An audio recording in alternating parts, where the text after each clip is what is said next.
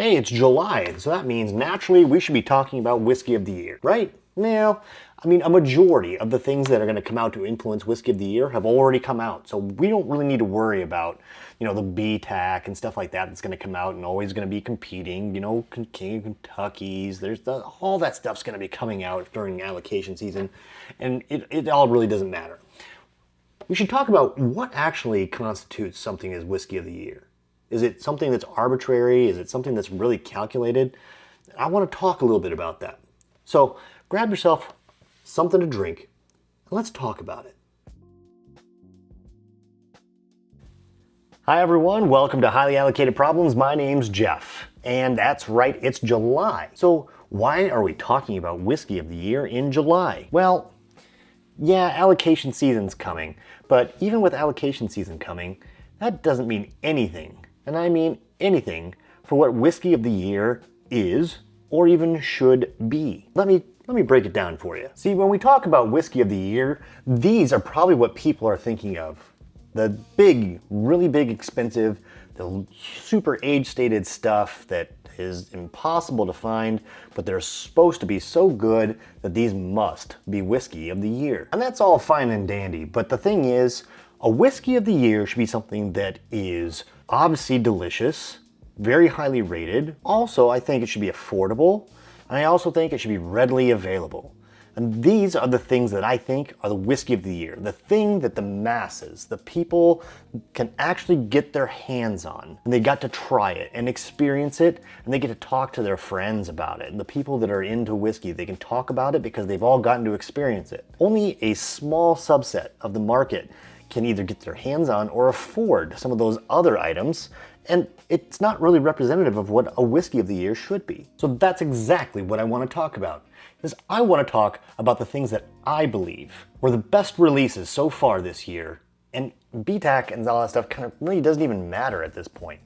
I want to talk about the things that have been released so far this year that people have been able to get their hands on, it's affordable and enjoyable, and has influenced the bourbon market the most. So let's get into it.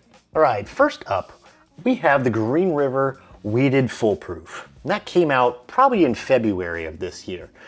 And the thing about this is it is a terrific, and I mean terrific, new addition to Green River's lineup. Not only is it something that was absolutely desperately needed for the market because, Weller's wasn't super available at the time, and I know that things are changing a little bit, but at the time, this came out at a perfect opportunity for the market to get their hands on a new kind of foolproof wheated offering that they clamored for. The whole market needed it, and it's delicious. It's got creamy notes of pastry and vanilla and fruit, and it's really good, and it's a terrific offering at a terrific value. I think they're like $40 or $50 or so, maybe even less. I think I got two. Oh, you know what? I got two for $35 each at Barrelheads in Owensboro because it was the release date. I have two of them that are signed by the master distiller. I think he's gone now. But anyways, this is probably my first candidate for whiskey of the year because of how influential it was on the market. It's a terrific value, and it's really good quality.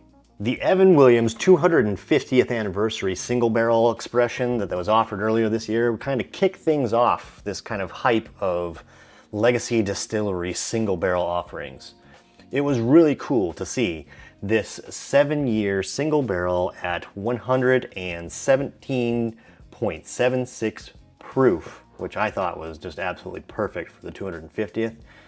And you really don't think about Evan Williams being a relevant player in today's market because there's just nothing sexy and there's nothing fancy about it. But when they did something like this, they instantly became relevant again, and this was extremely sought after because it was limited. And yeah, I think they normally do stuff for the Kentucky Derby, and those are kind of the Derby bottles are the popular thing to chase from Evan Williams. But even this got some hype on it. These were going for over $100 on the secondary market at one point. I didn't check before this video to see what they're going for, but I think the hype has kind of fallen off after the 4th of July. But this is absolutely the spirit of what a whiskey of the year should be. A single barrel from a legacy distillery, 7 years. It was a great value. I think it was like $40 or $50 for one of these. And you got to either hold on to it and see if it gains value, or you got to enjoy it.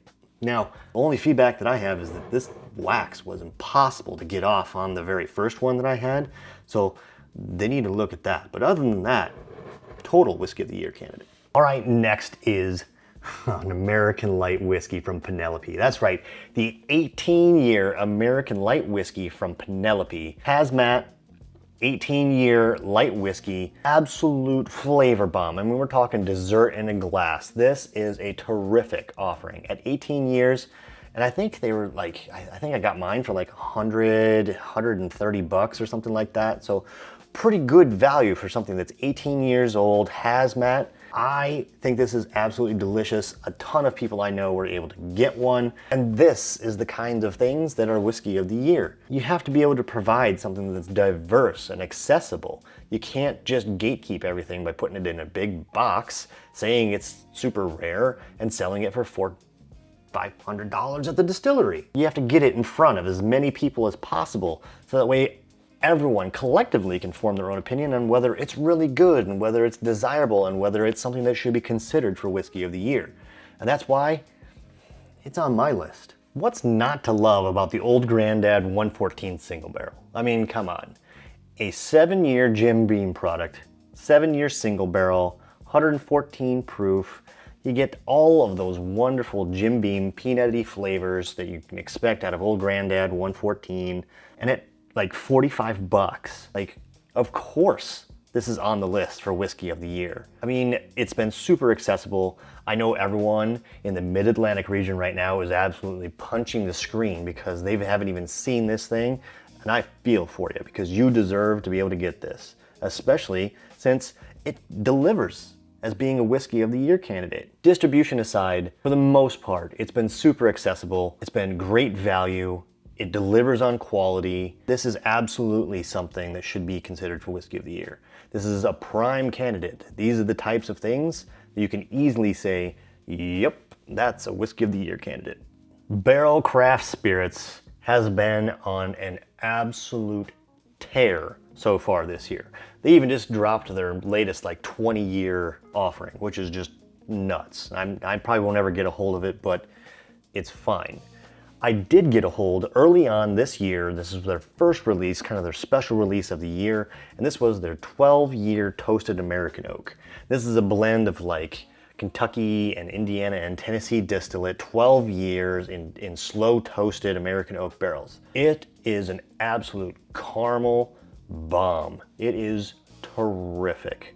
This is something that is easily considered a Whiskey of the Year candidate because it is something that is, you know, unique. It is from a non-distilling producer at good value for something that's such a high age statement. You know, a lot of people don't think that 12 years is a high age statement, but it is. 12 years age stated stuff, especially when it's 3 different distillates. You can get this high of a quality out of it and deliver it to the masses. It's a little bit on the expensive side, sure, but it was on the shelf versus, you know, some of these other things like Heaven Hill 22, like some people have never even seen the box. They've never even seen one in person. Same thing with the Cheesy Gold Foil.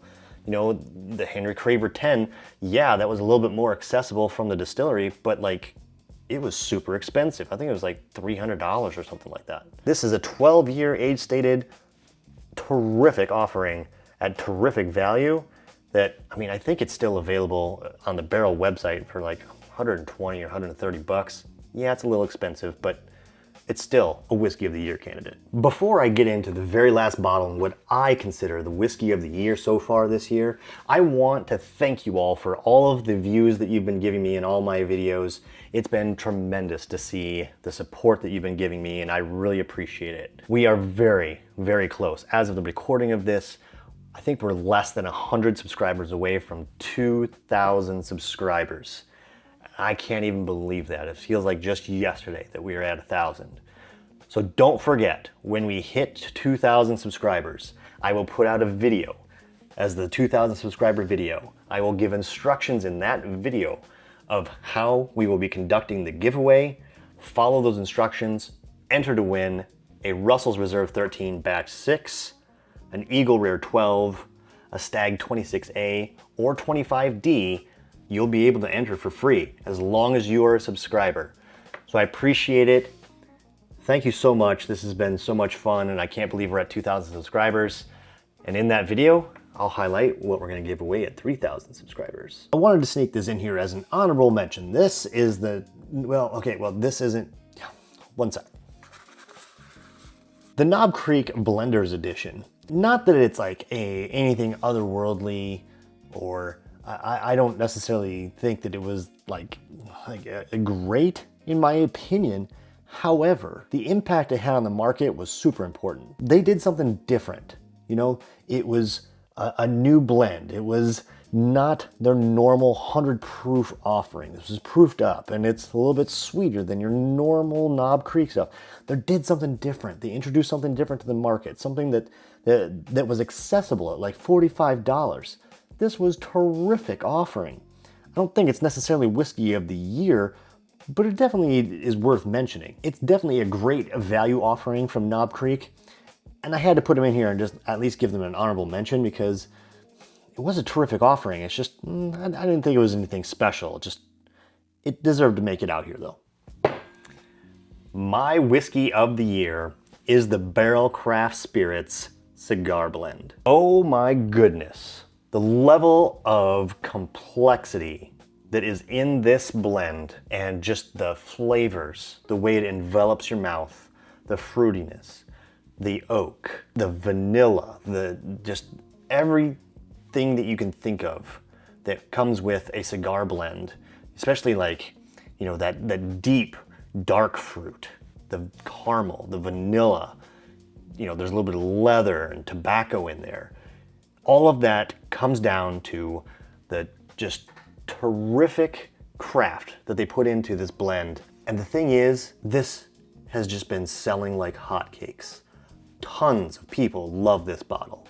I love this bottle. I have 2 backups of this bottle. This is my second bottle I've gone through, and then I have a third and fourth. This is exactly the kind of offering from a distillery or a non-distilling producer that should be considered whiskey of the year. It's not super expensive. I think it was $65. I got this from Riverton Party Store. I don't know what it costs in your area. Obviously, prices will vary, but it's been there. And every single time I take a drink of this, I just get transported to just another world of enjoyment, and just, it's an experience. And that is the point of something that should be whiskey of the year. A bunch of people were able to get a hold of it, and they still can get a hold of it. It's not super expensive. At $65, I mean, that's a great value. It's high quality, and they can enjoy it year round. And it's just, this is exactly what a whiskey of the year should be. So that's it. Whiskey of the year for me so far. I mean, who knows what might come out, but I'm pretty locked in at this point. All right, that's it. That's my list of what I think should be whiskey of the year for 2026. You know, it's obviously a subjective thing. A lot of people are gonna say that those, you know, bottles of Heaven Hill 22 and maybe the Henry Craver 10 and the Wild Turkey Cheesy Gold Foil, you know, a bunch of people are gonna say that that's the whiskey of the year.